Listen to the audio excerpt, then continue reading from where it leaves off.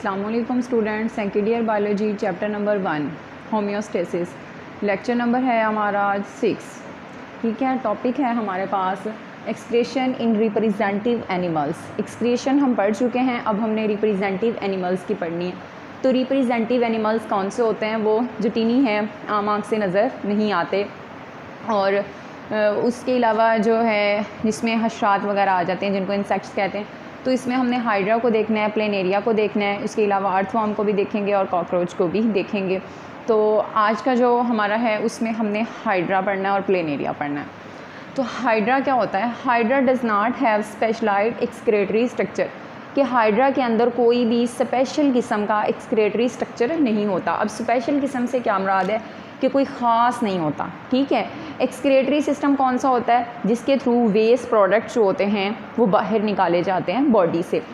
तो its waste produce are simply diffuse into osmotic surroundings, कि इसके जो जितने भी वेस्ट प्रोडक्ट हैं, जैसे हमारा स्वेटिंग है, पसीना होता है, यूरिन होता है। यूरिन हमारा जो होता है वो पहले यूरेनरी ब्लैडर में स्टोर होता है और उसके थ्रू फिर यूरेथा एक नाली है, उसके थ्रू वो जो होता है पास आउट होता है। और इसके अलावा स्वेटिंग हमें स्किन से होती है, लेकिन इसका जो है वो इसके इर्द गिर्द डिफ्यूज़ हो जाता है, जो इसका सराउंडिंग्स माहौल होता है।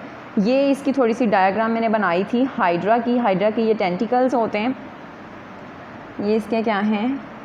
टेंटिकल्स हैं, और ये इसका फुट होता है। तो इसके बस बॉडी के थ्रू ही इसकी क्या हो जाती है? एक्सक्रीशन हो जाती है। इसका कोई मतलब स्पेशल ऑर्गन नहीं है। तो ये एक सिंपल सा था कि सिंपली ये क्या हो जाता है? डिफ्यूज़ हो जाता है, इसके पास कोई स्पेशलाइज्ड किस्म का स्ट्रक्चर नहीं होता।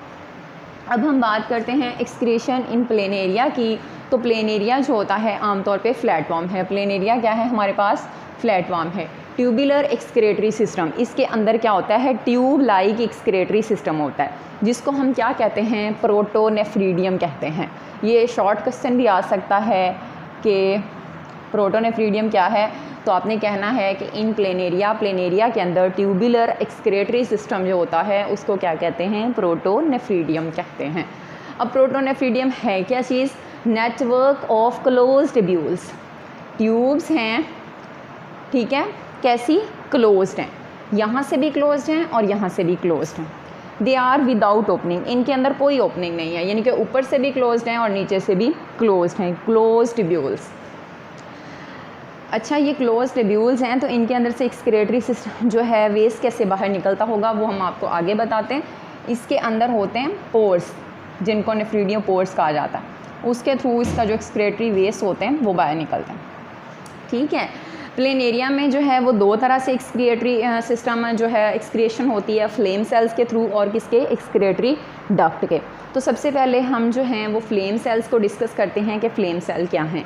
Tubular system through the body, body के अंदर जो होता है वो फैला हुआ होता है। ट्यूबुलर सिस्टम जो होता है वो बॉडी के अंदर क्या होता है? फैला हुआ होता है।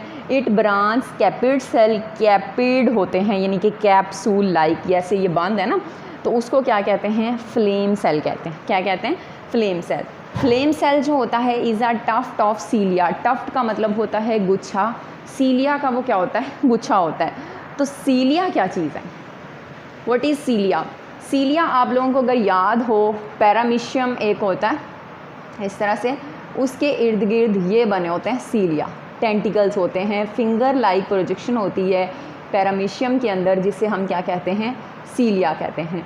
तो ये सीलिया पैरामीशियम में जो है मूवमेंट में हेल्प देते हैं। इसी तरह के सीलिया इसमें पाए जाते हैं। सीलिया बीटिंग लाइक फ्लैकरिंग फ्लेम, यानी कि चमकते हुए शोले की तरह से वो बीट करता है। ठीक है, दिस इज़ फ्लेम सेल, और ये क्या है? फ्लेम सेल है। The beating of सीलिया propyl fluid into the tubular system, कि जब सीलिया बीट करता है, जैसे पैरामीशियम में सीलिया बीट करता था यानी मूवमेंट करता था, तो ये आगे पीछे चले जाते थे। इसमें जब सीलिया मूवमेंट करेगा तो जो ट्यूबुलर फ्लूइड है, ठीक है, इंटरस्टिशियल फ्लूइड जो है वो किस में चले जाएगा? ट्यूबुलर सिस्टम के अंदर चला जाएगा थ्रू द सीलिया। ये इसकी पैरामीशियम की इसकी मैंने डायग्राम बनाई है प्लेनेरिया की।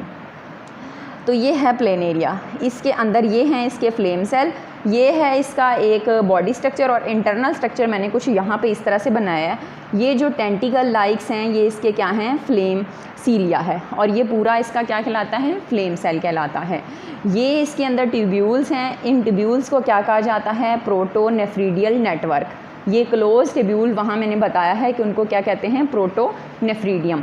ठीक है, अब इनके अंदर होते हैं पोर्स। ये जो ब्लू कलर से मैंने शो करवाए हैं ये इस ट्यूब के अंदर क्या हैं, पोर्स हैं। इनको क्या कहते हैं, नेफ्रीडियोपोर्स। एक्सक्रेटरी वेस्ट जो होते हैं वो किन के थ्रू बाहर निकलते हैं, नेफ्रीडियोपोर्स के थ्रू। ठीक है, यहाँ पे हमने पढ़ा है ना कि ट्यूबुलर एक्सक्रेटरी सिस्टम जो होता है वो क्या होता है, क्लोज्ड होता है। देखें, जब ये क्लोज्ड है तो उसके अंदर से वेस्ट प्रोडक्ट कैसे बाहर निकलेंगे, पोर्स के थ्रू निकलेंगे। किसके थ्रू निकलेंगे, पोर्स, छोटे छोटे पोर्स हैं ये। इन पोर्स को क्या कहा जाता है, नेफ्रीडियोपोर्स कहा जाता है। ठीक हो गया। और ये जो सीलिया है इसको जब ये बीट करता है तो क्या होता है कि जो एक्सक्रेटरी फ्लूइड होता है यानी कि वेस्ट है वो किसके अंदर चला जाता है, ट्यूब्यूल्स के अंदर चला जाता है ट्यूबुलर सिस्टम में। इसको फिर क्या कहते हैं, फ्लेम सेल कहते हैं।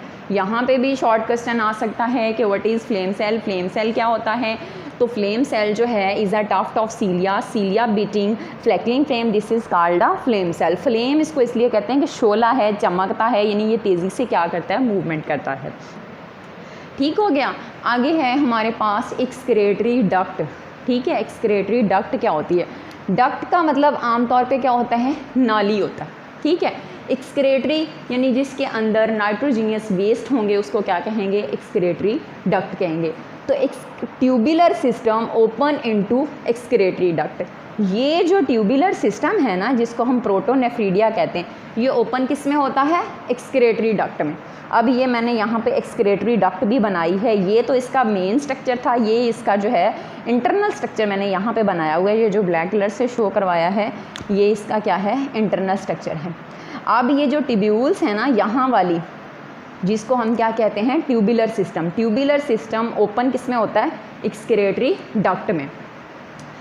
तो ओपन आउटसाइड थ्रो। अब एक्सक्रेटरी डक्ट जो है वो किस में ओपन होता है, ओपन आउटसाइड थ्रो नेफ्रीडियोपोर्स। जाहिर है यही एक्सक्रेटरी डक्ट थी, ये किस में ओपन होंगी, नेफ्रीडियोपोर्स में, क्योंकि ये तो बंद है, ये तो बंद ट्यूब्यूल है ना, ये तो खुली नहीं है। इसके तो दोनों साइडों पे ये क्या है, क्लोज नेटवर्क ऑफ ट्यूब्यूल्स हैं, तो ये ओपन तो नहीं है। तो इसके अंदर क्या हैं, पोर्स हैं, यानी कि छोटे छोटे क्या हैं, सुराख हैं, उनके थ्रू ये बाहर निकलता है, जिसको हम क्या कहते हैं, नेफ्रीडियोपोर्स कहते हैं। ठीक हो गया। Tubular system open into excretory duct, और एक्सक्रेटरी डक्ट जो ओपन होती है वो किस में, नेफ्रीडियोपोर्स के थ्रू। किसके थ्रू, नेफ्रीडियोपोर्स के थ्रू। अब बात करते हैं, ये हो गया एक्सक्रेटरी डक्ट। बस इसका इतना सा स्ट्रक्चर है कि एक्सक्रेटरी डक्ट जो होती है वो ट्यूबुलर सिस्टम है। ट्यूबुलर सिस्टम ओपन किस में होता है, एक्सक्रेटरी डक्ट में, और एक्सक्रेटरी डक्ट ओपन हो जाती है नेफ्रीडियोपोर्स। आमतौर पे ये फ्रेश वाटर्स में इनका जो यूरिन होता है वो क्या होता है, डिल्यूट होता है। ये क्या होते हैं, फ्रेश वाटर एनिमल्स का क्या होता है कि यूरिन जो होगा वो डिल्यूट होगा। डिल्यूट क्यों होगा, पतला क्यों होगा, क्योंकि फ्रेश वाटर हैं उनके अंदर साल्ट्स की मिकदार कम है, तो वो क्या होगा, डिल्यूट होगा। आइसोटोनिक इन्वायरमेंट होता है। आइसोटोनिक का मतलब होता है कि इंटरनल और एक्सटर्नल इन्वायरमेंट जो होते हैं वो इक्वल होते हैं, यानी कि बॉडी जो है बाहर वाला टेम्परेचर और अंदर वाला जो है साल्ट और सल्यूट की मिकदार दोनों में क्या होगी, बराबर होगी। अच्छा, अब फ्लेम सेल का काम क्या है, फ्लेम सेल एलिमिनेट करता है नाइट्रोजीनियस वेस्ट को। क्या करता है, नाइट्रोजन वेस्ट को एलिमिनेट कर देता है, बॉडी से बाहर निकाल देता है।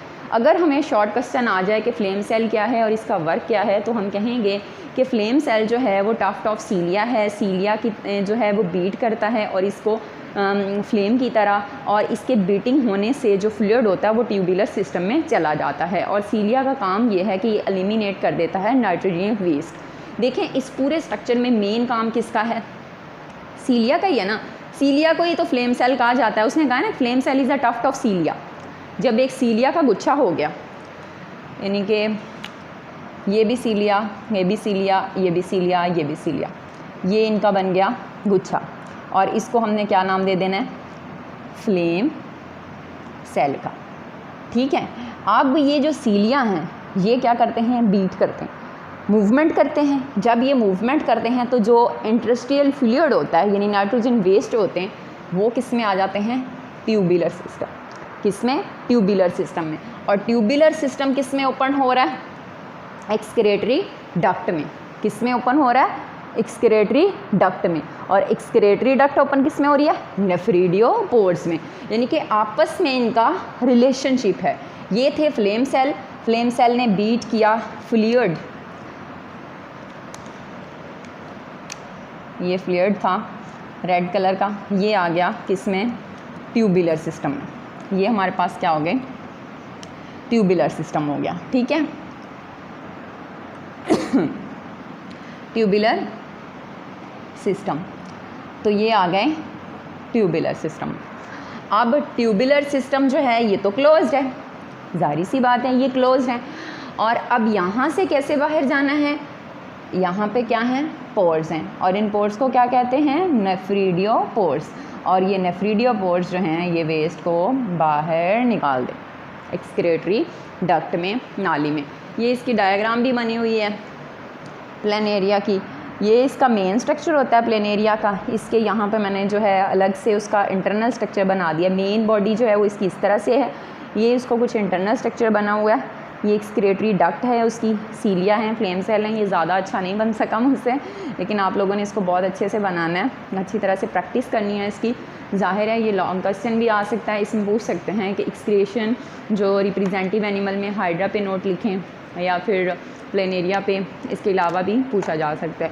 तो उम्मीद है कि आपको समझ आ गया होगा। इसको अच्छी तरह से प्रिपेयर करना है। अल्लाह हाफिज़।